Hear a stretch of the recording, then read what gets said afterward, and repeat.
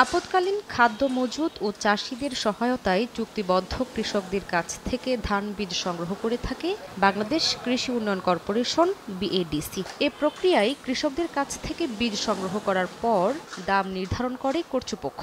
গত ১৯ জুন চলতি মৌসুমের বোরো জাতের ধান বীজের মূল্য কেজি প্রতি ৪৮ থেকে ৪৯ টাকা নির্ধারণ করা হয়। বীজের মূল্য জানার পর থেকে চুয়াডাঙ্গার কৃষকরা সরকারকে বীজ দেয়া বন্ধ করে দিয়েছেন।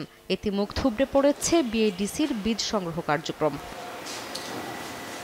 কৃষকদের দাবি, প্রতি কেজি ধান বীজ উৎপাদনে খরচ হয় ৫৩ টাকার বেশি।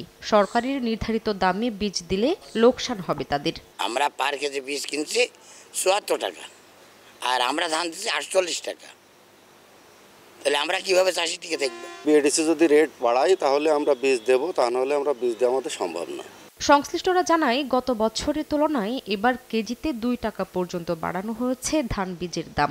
তবে কৃষকদের দাবির বিষয়টি ঊর্ধ্বতন কর্তৃপক্ষকে জানানো হবে। কোনো কৃষক পর্যায় থেকে আমাদেরকে লিখিতভাবে বিষয়টা অবহিত করেন, তাহলে আমরা এটাকে সদর দপ্তরে অবহিত করব এবং সেই বিষয়ে তারা সুচিন্তিত সিদ্ধান্ত নেবেন। গুণগত মানসম্পন্ন বীজ সংগ্রহ করার জন্য যদি রেট বেশি লাগে, সেই ক্ষেত্রে আমরা কর্তৃপক্ষ হেডকোয়ার্টারের সাথে আমরা যোগাযোগ করে কিছু মূল্য যদি বৃদ্ধি করে, তাহলে আমাদের চাষিরা বীজ দিতে আগ্রহ প্রকাশ করছে।